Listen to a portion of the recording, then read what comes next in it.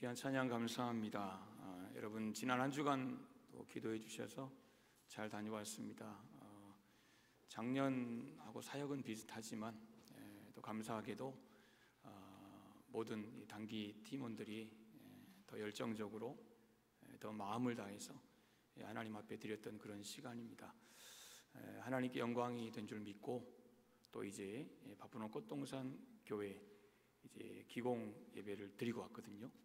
그래서 이제 교회가 세워지고 또 학교도 세워지고 게스트하우스도 세워지고 이제 순차적으로 세워질 텐데 올해 12월까지 해서 이제 교회를 이제 뭐 단층이기 때문에 건축을 하려고 지금 기공 예배를 드렸고 그렇게 준비를 지금 하고 왔습니다. 하나님께서 캄보디아 땅에 또 우리의 작은 헌신을 통해서 이루실 그 귀한 기적들을 또 우리가 기대하면서 하나님 앞에 또 한 마음으로 나아가는 우리 대성교회 우리 성도님들 되시기를 주님의 이름으로 축복합니다.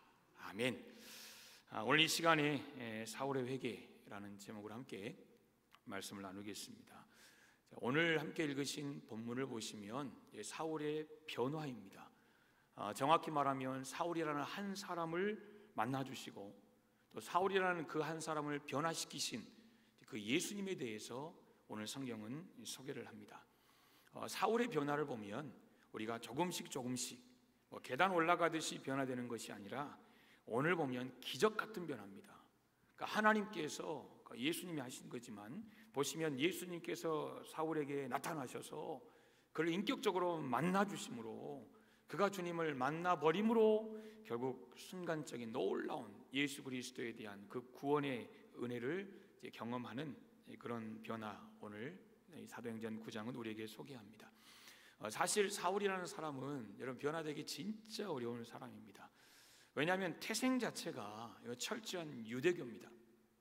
그냥 대충 발만 담근 게 아니라 그 속에서 할례부터 시작해서 유대 전통과 유대 율법에 완전히 젖어 있는 사람, 절대 이 사람 변화되지 않을 것 같은 사람, 아무리 찔러도 무엇으로 찔러도 이 사람 변화 안 돼, 이런 사람이 사울입니다. 그뿐만이 아니라 이 당대 석학입니다.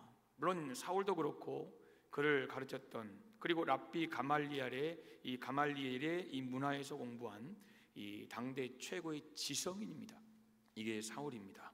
그리고 로마 시민권자입니다. 그냥 유대인의 한 사람으로 성경에 등장하는 게 아니라 로마 그 당시에 갖출 수 있는 모든 것들을 다 갖추고 있는 사람이 바로 이 사람입니다. 거기에다가 그는 자기가 옳다고 생각하는 일에는 목숨을 걸 수 있는 그런 뜨거운 사람이에요.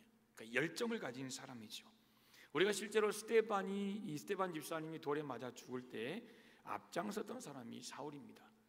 여러분 아무리 이게 옳다 한들 사람을 죽이는 일에 과연 선뜻 내가 앞장서겠다 라고 할 만한 사람은 그리 많지 않을 것입니다. 근데 사울은 예수 믿는 자를 핍박하는 것, 이것이 내 인생의 전부다, 자신의 전부를 걸고 그것을 실제로 몸소 행동으로 보였던 그런 사람입니다. 그는 예수님이 이단의 괴수라고 생각했죠. 그렇기 때문에 예수 믿는 것은 잘못된 것이다, 뿌리 뽑아야 된다. 그래서 예수 믿는 사람을 없애는 것, 예수교를 없애는 것, 기독교를 없애는 것, 그리스도인을 말살하는 것, 이것이 하나님께 충성하는 것이다, 이렇게 생각을 했습니다.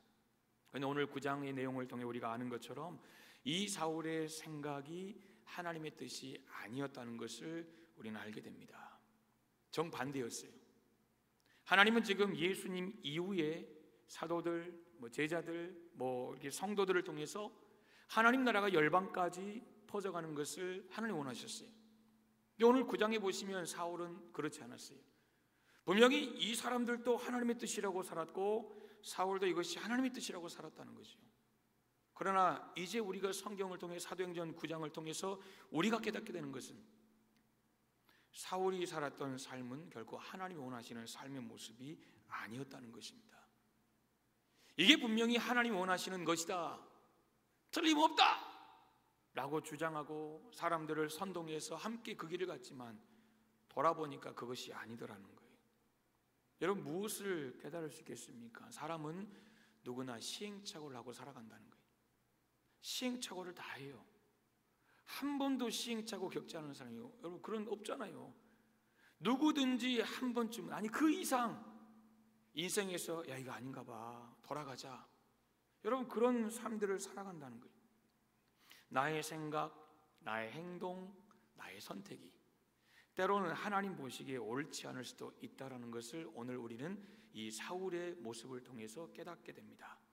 때로는 이것이 하나님의 뜻이다라고 우리가 걸어가는 그 길이 때로는 하나님의 뜻과는 정반대의 길일 때도 있다라는 것을 우리는 기억을 해야 합니다.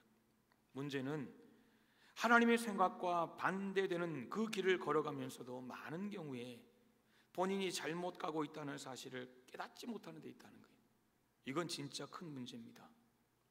나중에라도 이것이 하나님의 뜻이 아니구나 깨닫고 수정하고 보완해서 하나님이 원하시는 그 길을 걸어간다면 그나마 다행이지만, 자기는 여전히 잘하고 있다고 착각하고 산다면 여러분 이것은 큰 문제 아니겠습니까? 오늘 사울의 이야기가 그렇다는 거예요. 그러므로 이 자리에 있는 저와 여러분은 우리 사도행전 9장에 소개된 이 사울의 모습을 통해서 항상 자신의 모습을 돌아봐야 합니다. 항상 돌아봐야 돼요. 더 나은 자신을 만들어가야 되는 거예요. 그리고 주변의 사람들에게 나와 함께하는 것이 기쁨이 되는, 여러분 그런 삶을 우리는 살아야 합니다. 꼭 기억하실 것은 인간의 열정도 중요합니다. 뜨거움이 있어야죠. 열심히 있어야죠. 그러나 그 열정이 하나님의 뜻에 있을 때, 하나님의 그 뜻 안에 있을 때, 결국 하나님의 뜻을 이루기 위한 열정일 때 여러분 아름다운 열매 결과를 맺을 수 있다는 거예요. 그러므로 우리는 여러분 어떤 일에 또 내 삶에 절대 자만교만하지 않고 늘 하나님이 무엇을 원하시나, 오늘도 이 삶 속에서 하나님 무엇을 원하시나 여러분 묻고 하나님의 지혜를 구하고 또 하나님이 보이시는 그 길대로 우리가 믿음으로 살아가는 그런 귀한 삶을 살아야 되겠습니다. 오늘 1절과 2절을 보시면 이렇게 고백합니다. 사울의 상황이에요. 사울이 주의 제자들에 대하여 여전히 위협과 살기가 등등했다는 거예요. 여러분 이 표현이 너무 적나라해요. 사울의 모습을 성경이 이렇게 묘사하는 거예요. 위협, 살기 등등. 다시 말하면 저것들 내가 죽여버리겠다. 사울의 눈빛을 딱 보니까 살기가 느껴지는 거예요. 여러분 사람의 눈빛은 항상 온화해야 돼요. 그렇죠? 그래야 안 그래요? 눈이 크고 작고는 중요하지 않아요. 그건 어쩔 수 없는 거예요. 여러분 눈이 크든 작든 중요한 것은 이 크고 작든 이거 상관없이 이 눈 밖으로 보이는, 눈꺼풀 밖으로 보여지는 내 눈동자가 여러분 온화한 눈빛이어야 되는 거예요. 오늘 사울 보세요. 살기가 느껴지는 거예요. 무서운 거예요. 지금 사울의 모습을 성경은 이렇게 표현하는 거예요. 뭐 때문에요? 예수 믿는 자들 내가 잡아오겠다는 거예요. 그들을 결박해서 예루살렘으로 끌고 오겠다는 거예요. 여러분 지금 예루살렘에서 다메섹까지 240km 정도 되는데 끌고 올 때 어떻게 끌고 올까요? 말 태워서 끌고 올까요? 아니죠. 여러분 본인은 말 타고 올지라도 이 포박하고 끌고, 여러분 그런 상황이에요. 지금 바울의 마음은 분노와 증오예요. 여러분 지금 바울이 하나님의 일을 하겠다고 하는데 그 마음은 어때요? 분노와 증오라는 거예요. 살기로 가득 차 있다는 거예요. 하나님이 기뻐하실까요? 지금 바울의 그 모습 자체가 잘못된 거예요. 여러분 우리가 어떻게 하나님의 일을 살기로 합니까? 어떻게 하나님의 일을 분노를 가지고 합니까? 어떻게 하나님의 일을 하면서 증오를 가지고 합니까? 오늘 바울 사도는 지금 그렇게, 바울은 그렇게 하고 있다는 거예요. 지금 그의 모습이, 그의 여러분 중심이 어떠하든 그가 하는 일이 옳든 그런데 이걸 제쳐놓고 지금 그의 마음 자체가 틀린 거예요. 내가 너희를 죽여버리겠다. 살기, 증오, 분노. 사람 그 누구도 여러분 지금 바울의, 사울의 걸음을 멈출 수 없었어요. 그런데 하나님은 하세요. 사람으로는 할 수 없지만 하나님이 하신다는 거예요. 하나님이 막아버리셨어요. 지금 여러분 하나님이 죄를 짓는 바울의 발걸음을 멈추게 하셨다는 거예요. 멈추라는 거예요. 하나님이 그대로 멈추게 하셨어요. 여러분 기억하십시오. 때로는 막아주시는 것도 은혜예요. 고난이 찾아오는 거 이걸 막아주시는 게 아니라 내가 하고 싶어서 막 내 속에 막 열정이 끓고 열심히 끓고 막 사람들이 막 뭐라 해도 나 이거 할래. 때로는 하나님이 그냥 이것을 막아주시는 것도 은혜라는 거예요. 앞길이 열리는 것만이 은혜가 아니에요. 열리는 것도 분명히 은혜지만 때로는 하나님의 막으심, 때로는 하나님의 닫아버리심, 때로는 하나님의 돌아가게 하심, 여러분 이것 또한 하나님의 은혜라는 것입니다. 그 기회가 때로는 지친 우리에게 쉼을 주는 기회될 수 있어요. 때로는 하나님이 막아버리시고 하나님이 돌아가게 하시고 하나님이 닫아버리시는 그 길이 때로는 오늘 사울처럼 잘못된 길을 가고 있는 우리를 향해서 하나님이 올바른 길을 가게 하시는 하나님의 은혜일 때도 있다라는 거예요. 여러분 오늘 길을 막으셨어요. 여러분 이런 상황 속에서 사울이 무슨 생각을 했을까요? 뒤에 보시면 눈이 안 보여서 뭐 다메섹에 들어가잖아요. 사람들에게 이끌림 받아 들어가잖아요. 여러분 그 눈이 보이지 않는 그 시간 동안에, 그 기간 동안에 무슨 생각을 했을까요? 하나님 왜 그러십니까? 이 하나님 뜻 아닙니까? 뭐 별 생각을 다 했을 거예요. 여러분 그러나 기억하세요. 때로는 하나님이 막아버리심도 하나님의 은혜라는 거예요. 너 이렇게 가다 죽어. 너 이렇게 가다 나에게서 멀어져. 너 이렇게 가다가 망해. 하나님 보시고 하나님이 판단하셔서 하나님이 때로는 막으시기도 하고 때로는 돌아가기도 하시고 때로는 하나님께서 닫아버리기도 하신다는 거예요. 물론 하나님이 열어주시기도 하죠. 여러분 그러므로 오늘 이 시간 꼭 마음에 새기세요. 하나님이 주시는 것은 늘 나에게 최선이다. 하나님이 주시는 것은 늘 나에게 최선이에요. 최선. 하나님 기분 좋을 때 최선을 주시고 기분 안 좋을 때 그냥 우리에게 막 아니에요. 여러분 우리가 감정대로 움직이는 거지 하나님 절대 감정대로 이랬다 저랬다 하시는 분이 아니라는 걸 알아요. 불변하시는 하나님, 모든 것 가운데 특별히 우리를 향한 그 마음은 절대 불변하신 하나님. 그러므로 하나님이 주시는 것은 늘 내 인생의 최고다, 최선이다. 여러분 이걸 기억하시기를 바랍니다. 오늘 보세요. 하나님이 사울을 막아버렸어요. 못 가게 막아버렸어요. 무슨 의미입니까? 하나님이 이 사울을 포기하지 않으셨다는 거예요. 포기했으면 그냥 가게 하셨을 거예요. 네 마음대로 해라, 하고 싶은 대로 해라. 그리고 마지막에 그의 행동에 대한 책임으로 하나님께서 그를 심판하셨을 거예요. 그러나 그러지 않잖아요. 오늘 여러분 이 9장에서 다메섹 도상에서 예수님을 만난 사울이 뭐라고 말합니까? 내가 이제 의의 면류관, 그것만이 내게 남았다는 거예요. 오늘 9장에서 하나님이 막지 않으셨다면, 하나님이 여러분 닫지 않으셨다면 바울의 인생의 마지막이 어떻게 됐을까요? 나를 위해 남은 것은 저 지옥 불구덩, 여러분 그것밖에 더 있습니까? 그러나 바울 사도 오늘 9장에서 하나님께서 그의 뜻, 그의 계획을 막아버리심으로 결국 그에게 남은 것은 의의 면류관이다, 이렇게 고백하고 있다는 것입니다. 하나님이 다메섹까지 쫓아오신 거예요. 붙잡으신 거예요. 사랑하는 성도 여러분, 하나님께서 바울을 붙잡으셨다는 말은 다른 거 아니에요. 하나님께서 사울을 사랑하셨다, 결국 그 사랑이 그를 포기하지 않으셨다, 이런 이야기입니다. 사랑하는 성도 여러분, 모든 종교는 사람이 신을 찾습니다. 사람이 신을 찾아요. 그러나 기독교는 하나님이 사람을 찾아오셨습니다. 하나님이 사람을 찾아오셨어요. 저희가 마지막 날 오전에 한 학교를 갔어요.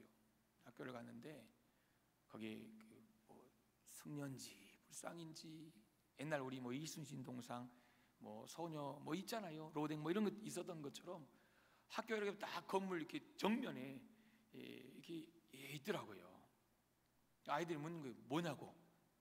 우리는 본 적이 없잖아요. 학교에서 그런 동상 뭐 상들을 뭐 스님인지 뭐 불상인지 모르겠어요. 하여튼 뭐냐고 물어요. 사랑하는 성도 여러분, 하나님이 온 우주 만물을 창조하신 하나님이 우리를 찾아오셨다고요. 세상의 모든 종교는 그냥 동상일 뿐이에요. 동상일 뿐이에요.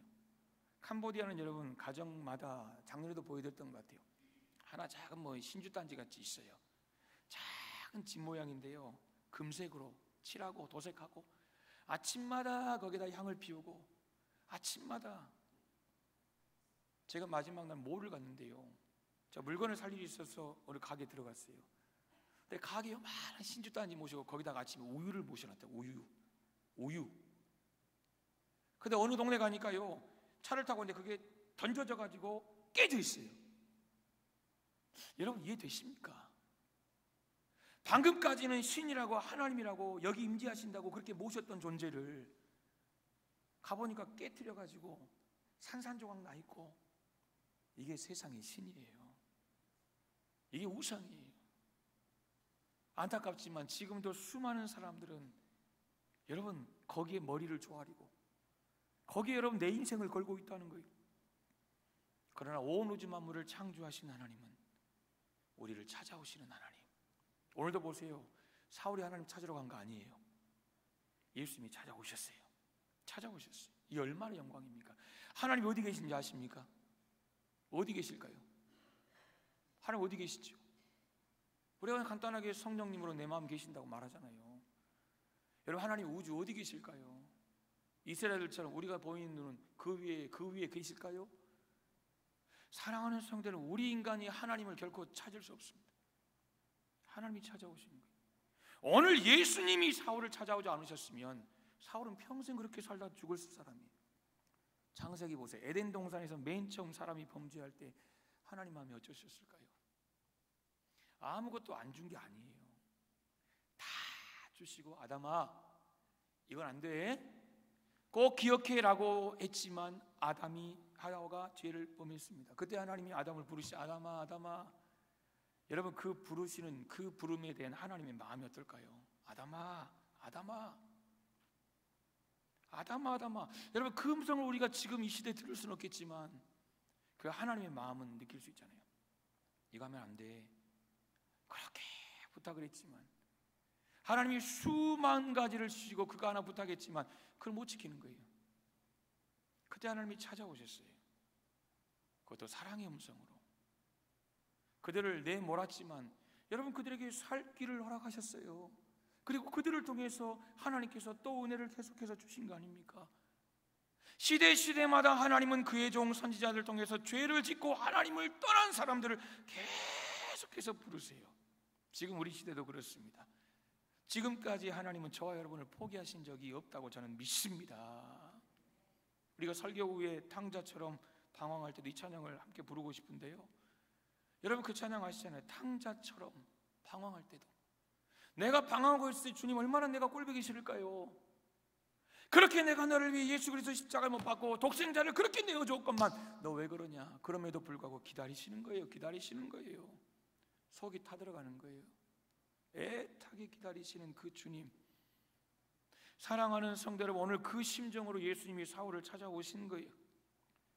그 심정으로 여러분 우리를 찾아오신 거예요. 오늘 새벽에 에스겔 말씀 함께 읽으셨잖아요. 에스겔의 아내가 죽었어요. 에스겔이 잘못한 거 없거든요. 아내가 남편 몰래 죄 지은 거 아니거든요. 그런데 하나님 에스겔에게 나타나셔서 내가 오늘 네 아내 데려갈 테니까 울지 마 그랬어요. 울지 마라. 여러분 어떻게 그런 사랑의 하나님이, 아버지란 하나님이, 우리 남편이라고 말씀하시는 그분이 여러분 아내를 데려가시면서 울지 마라 그래. 울지 마라. 또 에스겔은 뭔 죄입니까? 얼마나 고통스러웠을까요?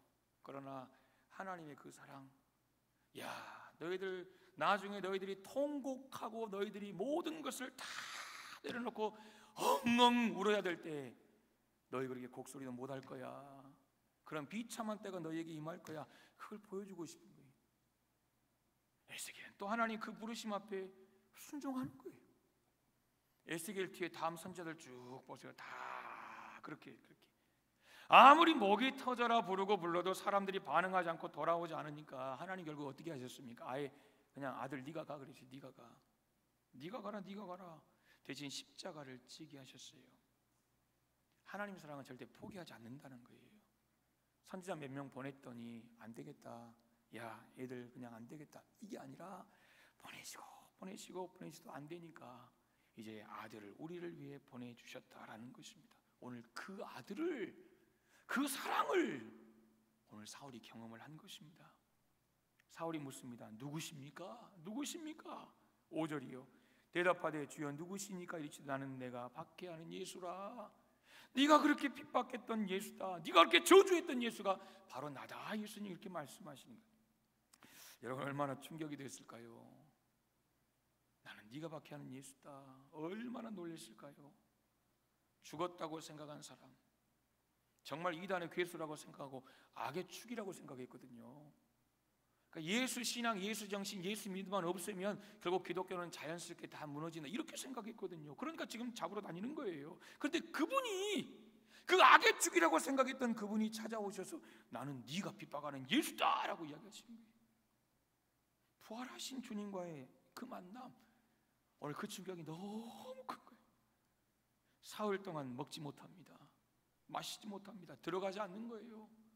그 사흘 동안 여러분, 사울이 무슨 생각을 했을까요? 그 사흘 동안 그가 가지고 있던 철학이 깨집니다. 그가 가지고 있던 사상이 깨집니다. 그의 인생이 송두리째 흔들리기 시작합니다. 그래서 결국 예수님을 메시아로 영접합니다. 자기 인생의 구원자로 받아들이게 됩니다. 사랑하는 여러분, 여기서 우리는 오늘 바울의 회개 사건의 본질이 뭔가를 알 수 있어요. 오늘 바울 회개 회심 사건의 본질이 뭐냐? 하늘의 강력한 빛 아니에요. 빛이 비쳤다, 다른 사람 모르다 아니에요. 하늘에서 내가 너를 핍박하는 예수다, 음성도 아니에요. 여러분, 그의 인생을 성두리째 뒤바꿔 놓은 이 회개 회심 사건의 본질은 바로 부활하신 예수님과의 만남입니다. 예수님과의 만남. 누구십니까? 나는 예수다. 자기가 그렇게 싫어하고 자기가 그렇게 핍박하고 다닌 그 예수님이 1대1로 딱 만나주신 거예요. 역사적인 만남, 역사적인 만남, 역사적인 만남. 사랑하는 여러분, 누가 뭐라고 해도 모든 회심 사건의 중심에는 예수 그리스도가 계셔야 합니다. 예수 그리스도.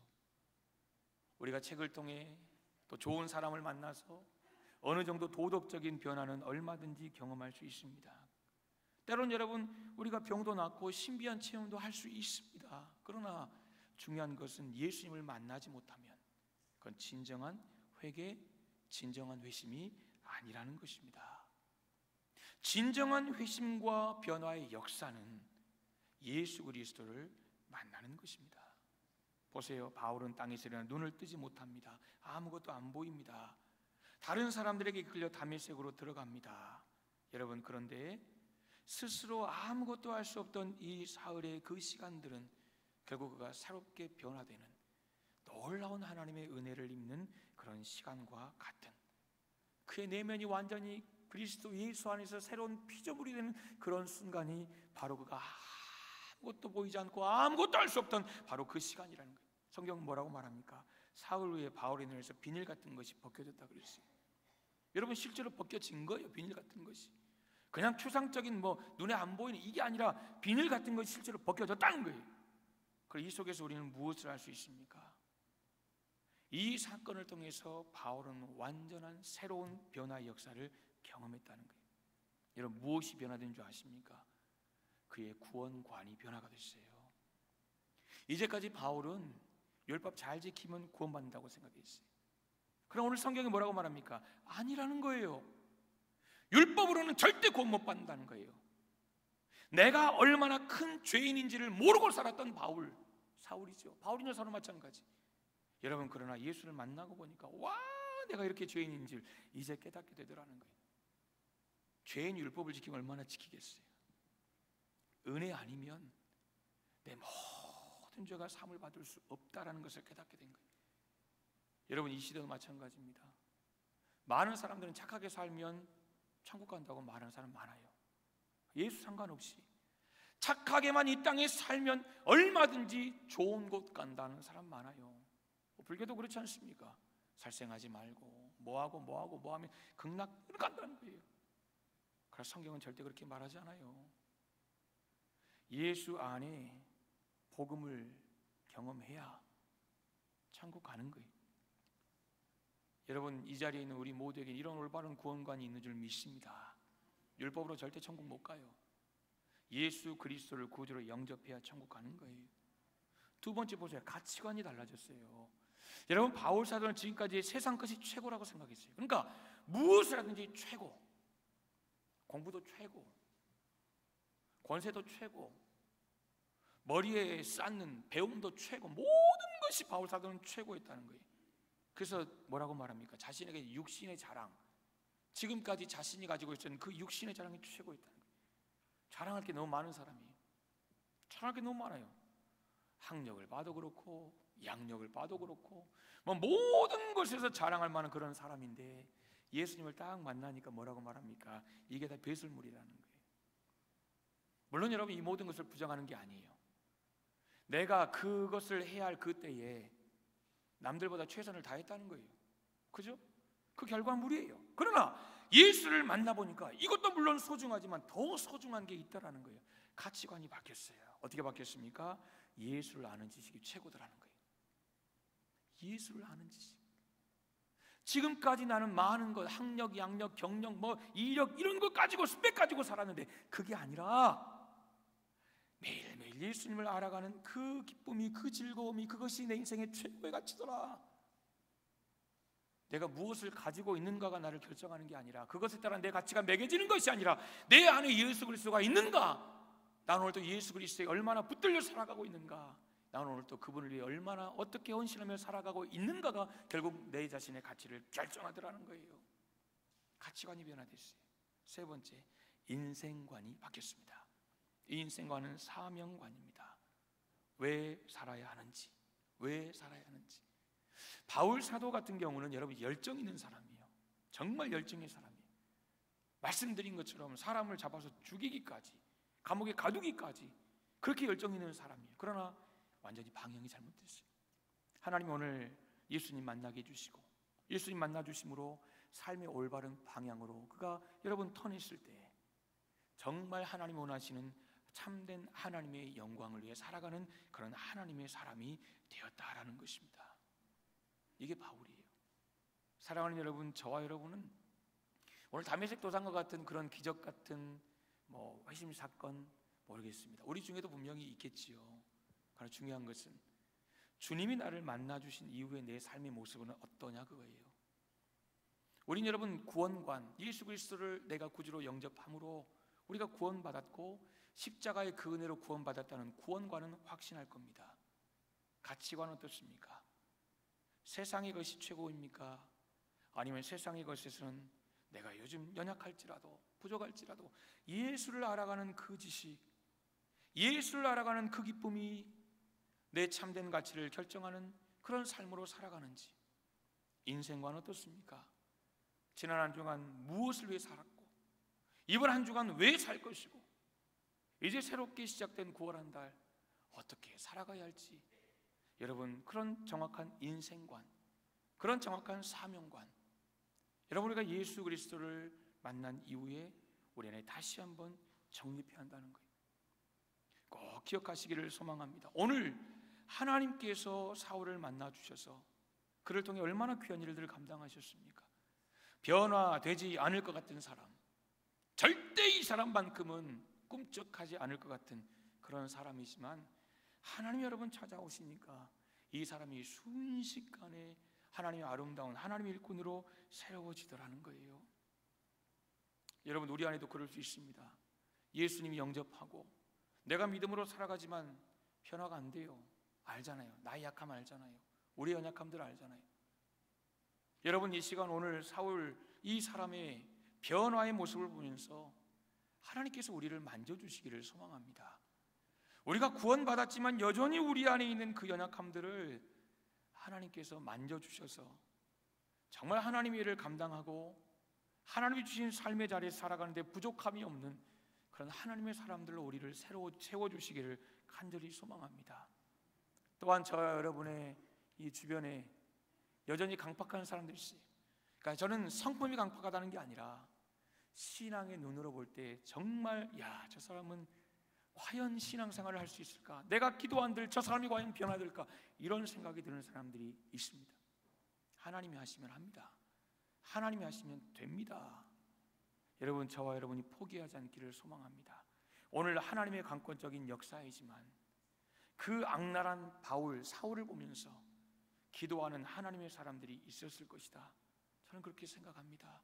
여러분 그렇잖아요. 아무리 악랄할지라도 아무리 하나님을 대적할지라도 하나님의 사람들은 오히려 그런 자들이 불쌍하잖아요. 그런 자들을 위해 기도하잖아요. 오늘 하나님께서 사울을 통해서 역사하신 것처럼 이 사울을 회개시키셔서 하나님 나라를 위해 아름답게 쓰신 것처럼 저와 여러분의 연약함들을 하나님이 고치셔서 하나님 나라를 위해 아름답게 사용해 주시기를 소망하고, 또한 우리가 바라볼 때 아직 여러분 이런 생각이 드는 그런 영혼들에게 하나님 오늘 찾아가셔서 구원의 은혜를 주시고 회복시키시고 치유하셔서 하나님 나라를 위한 귀한 동역자로, 하나님 나라의 일꾼으로 하나님이 세워주시기를 간절히 소망합니다.